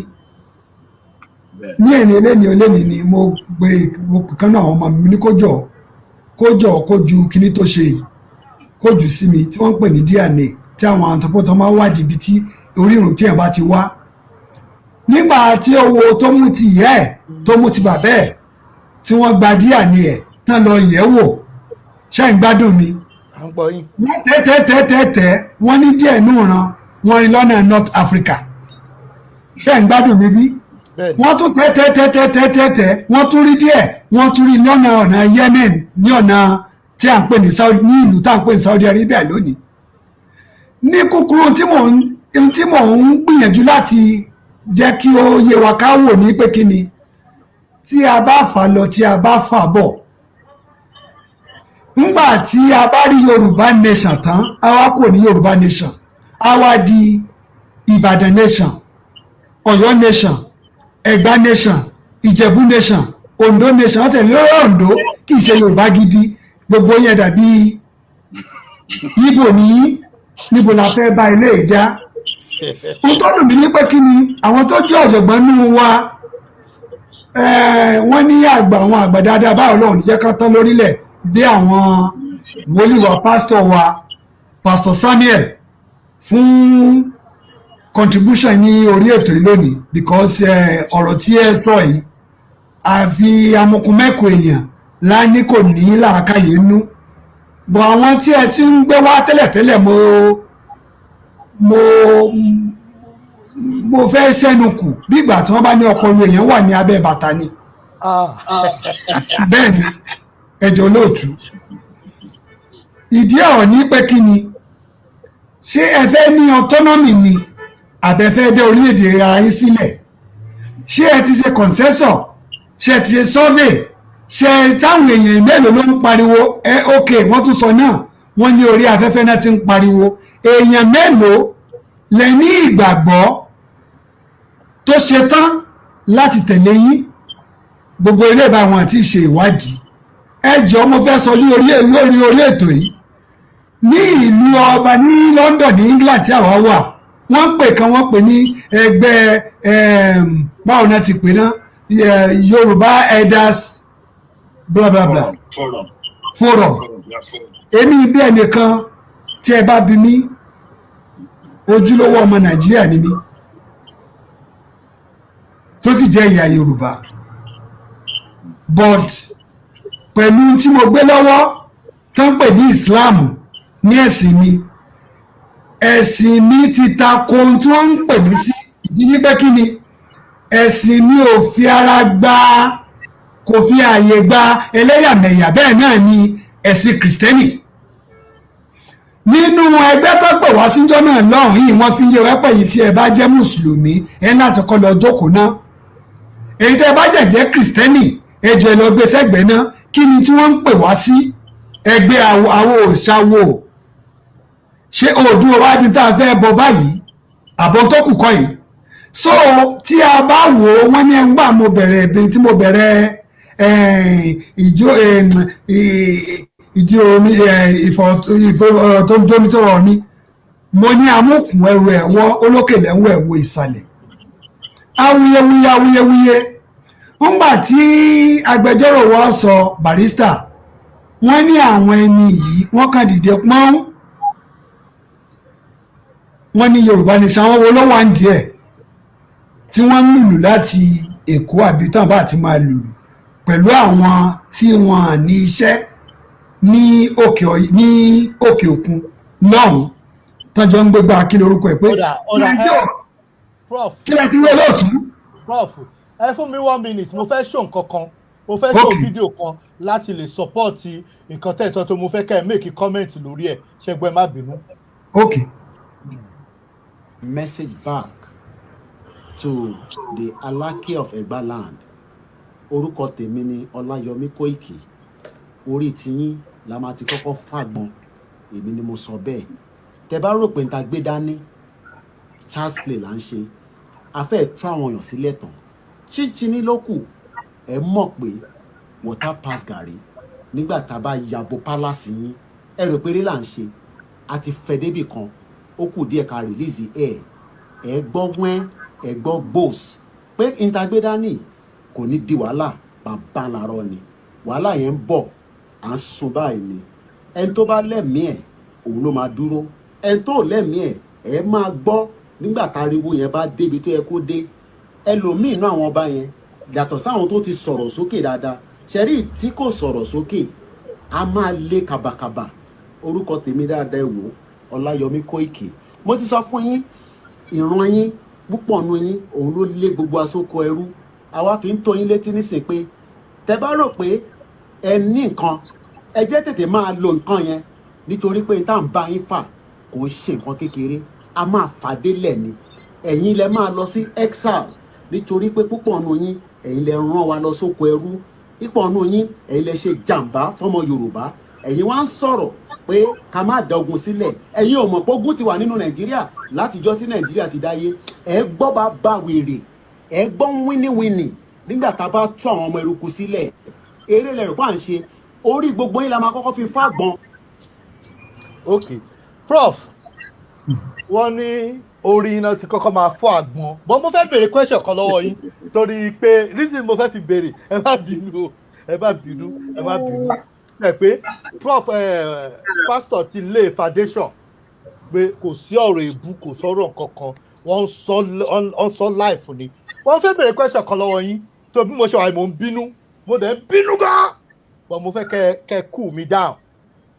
Ṣé Malami ní right láti sọ fún àwọn southern governors tí wọ́n try láti protect àwọn èèyàn wọn from pé kọ́ má bàa pa wọ́n pé wọ́n wà entitled, kò ní pé wọ́n lè ṣe láti ó ní wọ́n wà entitled to láti ṣe open grazing, ṣé ó dà bẹ́ẹ̀? Ẹ ṣe olóòtú, ìbéèrè kò ṣe ìbéèrè tó le tó yí rárá ni. Wọ́n ní ìwọ̀fà lẹ́nu, in tó bá wẹ lẹ́nu ó lè fẹnu ẹ̀ sọ. Ọ̀gbẹ́ni ni òun sọ tí ó wù ló fẹnu ara ẹ̀ sọ. Òun náà nípa ní tán pè ní ilé ẹjọ́. Ńgbà tí wọ́n tó bá tásìkò àti iṣu ìdí àràn. Ọ̀rọ̀ wọn dàbí ọ̀rọ̀ akẹ́yìnjẹ ni, kì í mọ̀ pé ìdí ń ro adìyẹ. Àbí ṣé ń gbà tí ìlú òrojú kí ni kí àwọn gómìnà ṣe? Kákan máa wò àbí? Bẹ́ẹ̀ ló ṣe lókè ọ̀yà, ká máa wà náà má tún wá máa sọ̀rọ̀ bí ẹlẹ́yàmẹ̀yà. Ṣùgbọ́n gbogbo èèyàn kan ló lè, wọ́n ní atakóró wọnú àdó kò lè kọ́ ọmọ inú ẹ̀wọ̀. Ok, mo láìkí ìbéèrè, mo láìbẹ̀ ṣe dáhùn question yẹn, ó wá kọ ẹyọkan tí máa jù. Wọ́n lè yóò gbọ́dọ̀ bú òkú ọ̀run pé kò dá kéèyàn máa bú ẹ̀ tó bá ṣòkú ọ̀run, but kí ẹni tó ṣaláìsí lónìí tí wọ́n ń ṣe bẹ́rẹ̀ ẹ̀ lọ́wọ́ báyìí kó tó lọ, ó ní pé wọn bí ìyáláyà èèyàn kankan dáa ó sọ pé òun fẹ́ kúrò Nàìjíríà nǹkan kankan àwọn iPod àwọn Yorùbá nation. Mo ṣe wà yìí o, ẹ jẹ́ kí n sọ káwọn èèyàn mọ̀ pé ìjẹ́ pé bí mi ò ṣe sọ pé mi ò support Sunday Igboho torí pé mi ò like ọ̀rọ̀ violence ẹ̀, báyìí lè compare pẹ̀lú Nnamdi Kanu in the sense pé Sunday Igboho kò gbowó lọ́wọ́ anybody, ó ń sọ pé àwọn brother àwọn tí wọ́n ń pa ni. Now ó lè má lè control emotion ẹ̀ kó dẹ̀ máa sọ̀rọ̀ bàtàbàtà bá a ṣe sọ lẹ́ẹ̀kọ̀ọ̀kan pé bó ṣe máa ń sọ̀rọ̀ kò sọ̀rọ̀ bí ọmọlúwàbí pé kó tẹ̀ mẹ́ down, but does the former chief of army staff have the legitimacy láti sọ fáwọn èèyàn kan pé wọn ò lè jáde kúrò ńlò àbí wọn ò lè kúrò if they do it legitimately? Èyí náà ti dá ìbéèrè tẹ bí mi. Ìdí ni pé kí ni ẹ jẹ́ tún pèdè yẹn lẹ́ẹ̀kan sí tó ní pé kí ni ìwọ̀fà lẹ́nu, ohun tó bá wẹ lẹ́nu ló lè sọ. Níwọ̀n àgbà tí èèyàn bá tẹ̀lé òfin bí ó bá ti tó, téèyàn bá gbé ìgbésẹ̀ bó jẹ́ kéèyàn gbé, èmi ò rí ìdí téèyàn ò lè ṣe. Èyí lè lóun fẹ́ yà, èyí lè lóun wọ́n ní ìlú tí ò sófin ẹ̀ṣẹ̀ ò sí. Ohun táwọn wà ní pé kí ni láti agbófinró la pè wọ́n, wọn kì í ṣàgbẹjọ́, wọn kì í sì ṣàdájọ́. Bí ẹ ti sọ lóòótọ́ náà, ológun gbọ́dọ̀ sọ̀rọ̀ bí ológun ni, kí Ọlọ́run fi kọ́lọ́run dẹlẹ̀ fún ẹni re. Ok, ó dà, ẹ jẹ́ kí n mú dúró bẹ́ẹ̀ yẹn nítorí pé mo ní láti gbé pásítọ̀ padà ká tó parí. Ẹ jẹ́ béèrè question kan lọ́wọ́ barrister Adébọ́lá. Adébọ́lá, mo mọ̀ pé straight shooter ní ẹ̀ ń waste time rárá ẹ máa ń sọ bó ṣe rí ni nítorí ẹ̀ làwọn èèyàn fi fẹ́ràn yín àwọn tó bá fẹ́ràn yín àwọn tó lè fẹ́ràn yín náà nǹkan tó bá ṣẹlẹ̀ sí wọn àwọn náà mọ̀ ṣé bá a ṣe ń sọ̀rọ̀ yìí asọ́lọ́wájú ní abúnijábúni afẹnisẹ̀sìn ìwo lẹ kó ará Ìbàdàn wájú ìta Sódọ̀kẹ́ gbogbo àwọn ẹ̀gbọ́n mi tó wà lórí platform mo béèrè àforíjì ṣé bá a ṣe máa sọ lọ rèé tẹ́ pé ìlú ń dàrú àwọn èèyàn dẹ̀ béèrè pé let's have change èèyàn kan dẹ̀ máa dìde ó dẹ̀ máa nírọ́ o òun lọ́ọ̀yà kò sí nǹkan kan anybody ò lè ṣe open grazing kò sí nǹkan kan anybody ò lè ṣàmọ̀tẹ́kùn ṣé wọn tẹ̀ ń consult rárá ni kí ni ẹ rí sí ọ̀rọ̀ yẹn kí tó gbé pásọ̀ wọlé tó mọ̀ pé yóò bẹ̀rù anybody ẹ máa ń sọ bó ṣe rí ẹ bá mi dá sọ̀rọ̀ yẹn. ẹ ṣeun olóòtú èmi náà kọ Ọlọ́run ló ń fún mi sọ ó ṣe sà ṣe rí kìnìún kan wà táwọn èèyàn máa ń pè ní square pegs in round hole tẹ máa pé square peg àti round hole wọn ò jọra wọn so tẹ bá fi square peg tẹ bá fi sínú round hole ó di dandan àwọn àlàfo á wà ń bẹ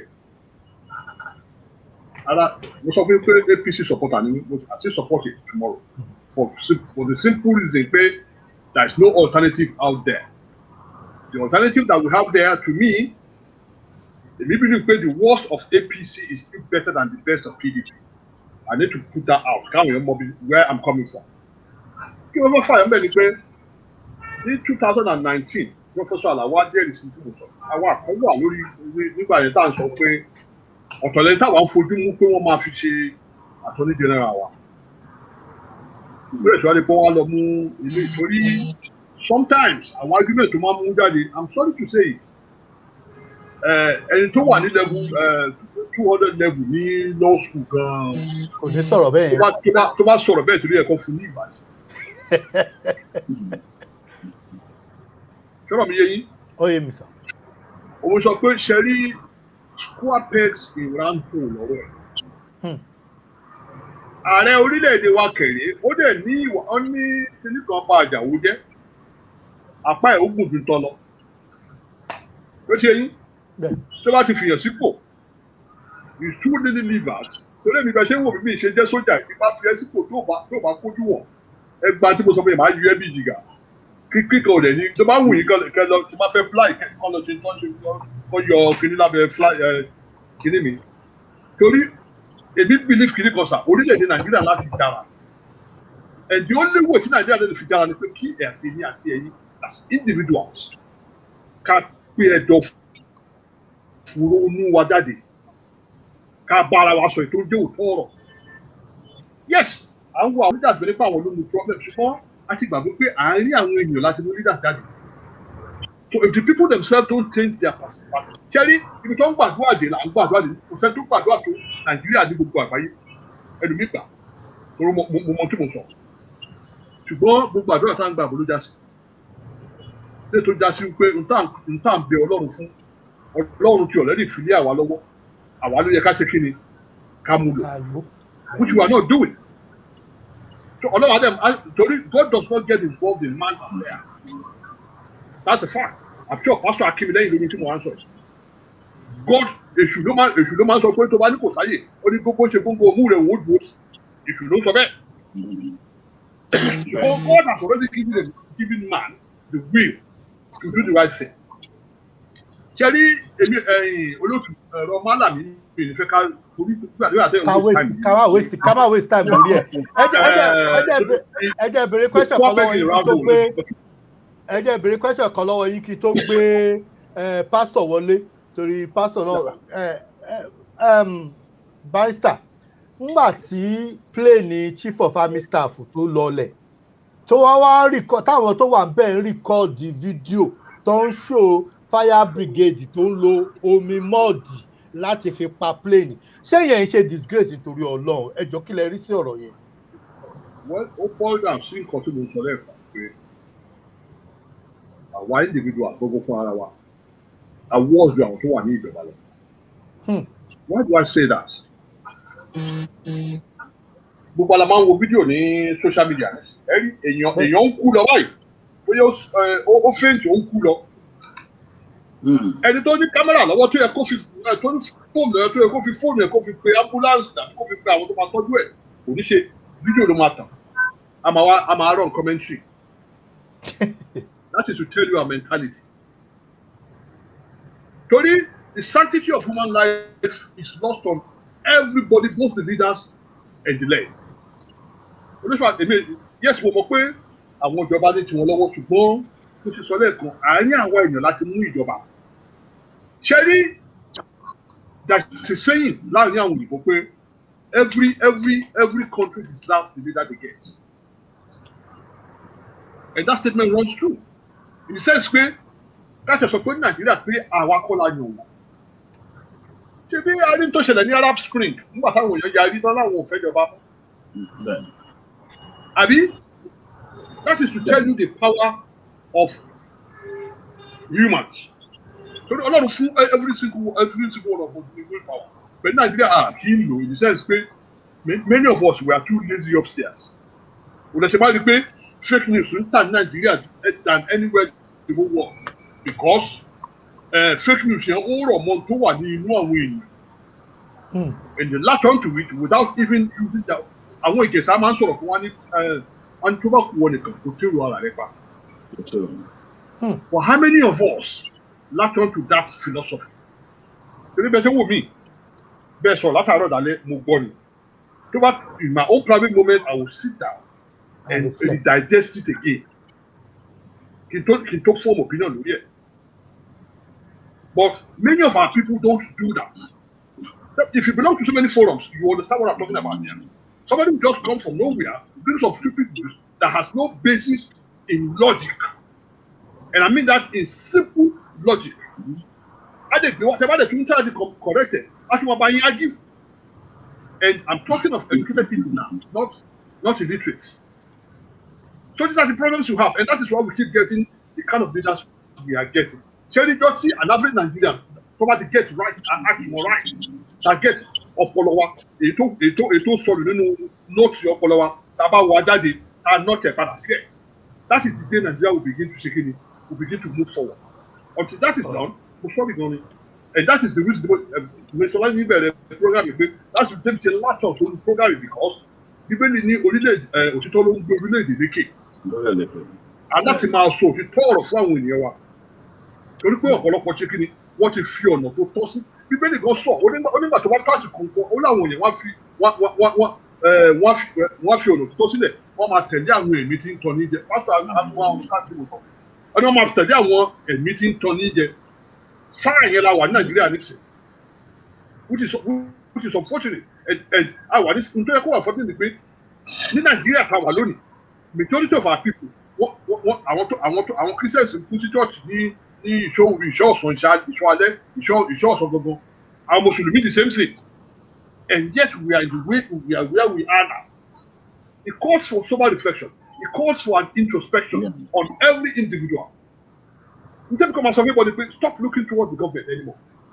Look into your kin wo ni so na sakat elomi go en to bu government nínú ilé oni olórí ilé o ṣùgbọ́n kò rí létò ṣùgbọ́n sábà bílẹ̀ rẹ̀ Buhari ni o why can't we stop all that kind of nonsense and begin to look inward now? Start from your own locality, begin to do things right. And when you talk about it, some of the start with federal government, it's within our state and local governments.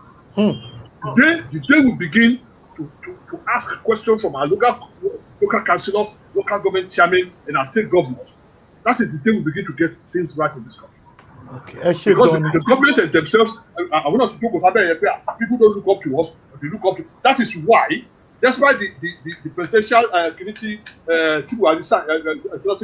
something number 10 to sign. Yeah. To full judiciary. Executive order. Local government, the autonomy. State government, and nobody is talking anything about it. These are the issues I'm talking about here. Well, I think we are doing it here. But the moment we continue to look up to Abuja, instead of looking up to our local government and our state governors, and begin to ask them salient questions, and begin to give them tough times, we begin to have, because at the end of the month, so kí ló fowó òun ṣe ibi tí màá dúró sí yẹn dá. ẹ jẹ́ kí n gbé pásọ̀ wọlé. We are going to round up now. Mo fẹ́ kẹ́ in 2 minutes ẹ bá àwọn èèyàn wa lílé sọ̀rọ̀ kẹ̀dẹ̀ fún wọn ní message tẹ́ fẹ́ fún wọn. Bíbélì sọ pé tí ìpìlẹ̀ bá ti bàjẹ́ wípé kí ni olódodo máa ṣe. That is, if the foundation be destroyed, what shall the righteous do? Tí a bá wo ọ̀rọ̀ Nàìjíríà látilẹ̀, àwọn tí wọ́n jẹ́ founding fathers wa, àwọn mẹ́tẹ̀ẹ̀ta àti Bàbá Awólọ́wọ̀ àti Tafawa Balewa àti Zik, àwọn mẹ́tẹ̀ẹ̀ta ni wọ́n sọ̀rọ̀ nípa the Nigeria tí wọ́n fẹ́ set up. The Tafawa Balewa ó sọ ó ní British invention ni. Azikiwe sọ pé we are different. In fact, Azikiwe said if we are allowed to go to war, pé ó máa wọ́ sí ju ti Congo lọ, I think. Why Baba Awolowo said is just a mere geographical expression because you can't refer to us as bí wọ́n ṣe máa irú Scotland bí àwọn Scottish ló wà ń bẹ̀. Ní England àwọn English, Wales àwọn Welsh, and of course Northern Ireland we have the Irish there. In Nigeria, despite the fact that we have that definition of ethnic communities, tó dẹ̀ jẹ́ pé even geographically odò kìíní ó pín wa gẹ́gẹ́ bí àṣírí. So àwọn British àwọn ni wọ́n force wa together. Àwọn mẹ́tẹ̀ẹ̀ta dẹ̀ sọ, those are our founding fathers. They had concern about this union, but they were able, during the regional government, they were able to score some progress, especially in the western part, lọ́dọ̀ wa ń bí báyìí. Tí a bá sọ̀rọ̀ the time of glory ní western region, which is now the southwestern part of Nigeria, time yẹn la ṣì máa rí fáàsì. So let's begin to look at irú àwọn government wo la ní nígbà yẹn. It's a government where that region ní access láti lo resources the way bó bá ṣe fẹ́. To the extent that a tún loan the central government and loan the central government lówó. So, and when the military came, tí wọ́n dá gbogbo ẹ̀rù, tí wọ́n sọ the one Nigeria, then we begin to experience problem. Láti jọ yẹn right up until today, whether under the military or civilian, things has not worked. It has got worse year by year. So we need to know that there's a problem with our foundation. And many conferences have been done, láti sort it out. But with all those conferences, the people themselves have not spoken. Àwọn representative ni wọ́n kàn pé okay, àyè èèyàn mẹ́ta níbí, àyè èèyàn méjì níbí, ó yá ẹ wá parapọ̀, ẹ wá sọ táwọn èèyàn yín fẹ́. We've never had a time when the people themselves are told, ó yá ẹ dìbò kí lẹ fẹ́. So when we are talking about the referendum, mo gbọ́n tí àwọn alàgbà wa sọ barrister.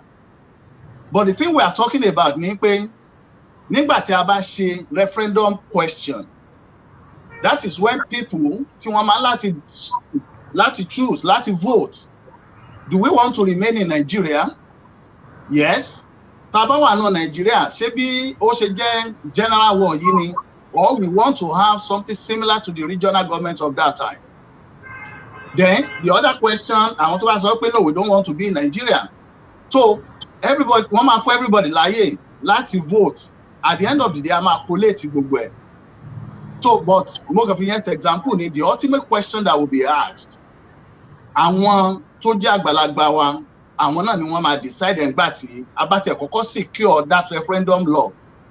Tí bíìlì yẹn bá di law, that's the first step. Ìyẹn làwa ń lé wípé so that we have legitimacy. Even àwọn tí wọ́n fi pé a fẹ́ kúrò ní Nigeria, but a fẹ́ irú tó ń ṣẹlẹ̀ báyìí, irú nǹkan báyìí la fẹ́. They will also be able to put their voice and their opinions ní orí vote. So, and that is why it's very, very important. A ti fi link yẹn sí orí comment box ń bí báyìí, orí change.org. Ẹ jẹ́ ká lọ síbẹ̀, ẹ jẹ́ ká sign. Nígbà tá a bá sign, tí a bá ṣe referendum, tó bá di time tá a fẹ́ ṣe referendum, kí òun kálukú wá nínú tó fẹ́ mú. Ẹni tó sì fẹ́ ká wà Nàìjíríà, tó tẹ́ lọ́rùn bí nǹkan ṣe ń lọ yìí, ẹni kó tẹ̀kẹ̀ síbẹ̀ pé tó ń fẹ́ nìyẹn.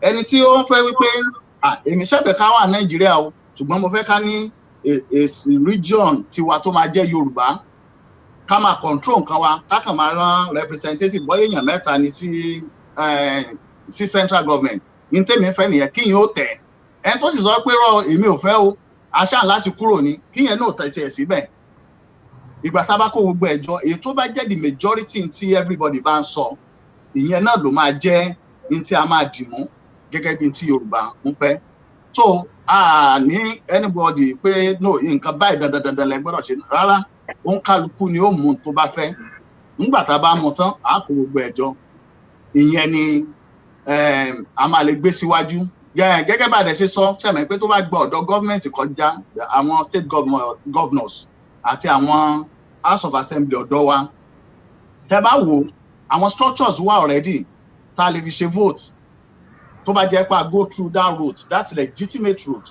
we already have structures irú àwọn state INEC can go we can use their resources and if not our governor dey set up something else Governor Akeredolu has mentioned pé nígbà tí wọ́n sọ ọ̀rọ̀ force majeure pé Yorùbá ò sí kíní mọ́ what Governor Akeredolu said was that Igbo ni Yorùbá ti ní consensus so invariably Governor Akeredolu was saying that we need to get a consensus it's the same thing that Baba Falana just sọ nínú clip yìí pé Igbo ni gbogbo wa ti jọ sọ̀rọ̀ pé n ta fẹ́ nìyí and that's exactly what we are looking for where the Yoruba people not just a leader of a group not ours equal not even our group but gbogbo Yorùbá àtẹ̀ntó wà nílé àtẹ̀ntó wà lóko láti sọ pé ntẹ́mi ń fẹ́ nì nígbà tá a bá dẹ̀ ka gbogbo tó bá jẹ́ majority so kò ní jà nínú kò yẹ kó ní èébú nínú kò yẹ kó ní kó máa threaten èèyàn gbogbo wa ti sọ pé àfẹ́ ogun ọ̀nà tá a dẹ̀ lè gbà tí òfin ní sógun pé ẹ jẹ́ ká sọ in tó ń kálukú fẹ́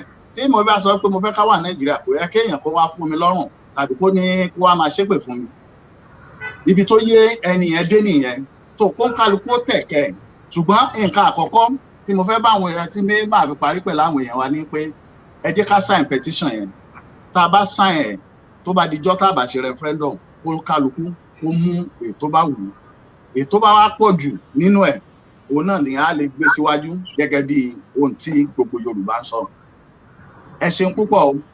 ẹ ṣé gan inú mi dẹ̀ dùn pé ẹ ti bá a dáhùn àwọn questions tí àwọn yẹn lè ní one of the questions tí èèyàn kan béèrè lọ́wọ́ mi ni pé ìkan táwọn Yorùbá nation of recent wọ́n bú Afẹ́nifẹ́re pé nítorí pé Afẹ́nifẹ́re is talking more about regional autonomy which is one of the things you mentioned which is one of the most beautiful time Nigerians have ever experienced.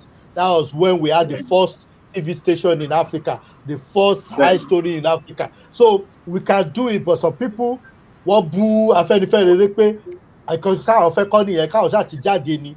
But just like you've mentioned, sir, it's all about collaboration, working together. There's no need to insult each other. Let me use this opportunity to thank come on board. How many questions? Okay. That have sorry. Let me use this opportunity to thank everyone that have actually registered their interest, tell us what where they are watching from, told us about their likeness of this program. I really appreciate you. I can see people watching from Australia. I can see people watching from Dubai.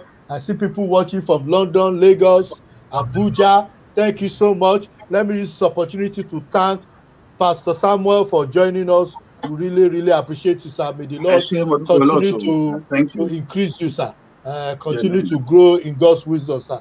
Let me also use this opportunity to thank my barrister J.K. Adebola. Thank you so much. God bless you, sir. Let me use this opportunity also to thank my Professor Ali Alao. We are missing you in London. Please come back as soon as possible, sir. You know, and let me use this opportunity to thank everyone that is watching us right now. We will do it again, same time, 3 p.m. next Saturday, with interesting discussion. In fact, maybe I will even bring all the 3 speakers because I want to talk about is Lagos safe from terrorist attack. So that is what we're going to be talking about because there is a discussion where Lagos State is prone to terrorist attack. And Chicago is one of the things we want to talk about.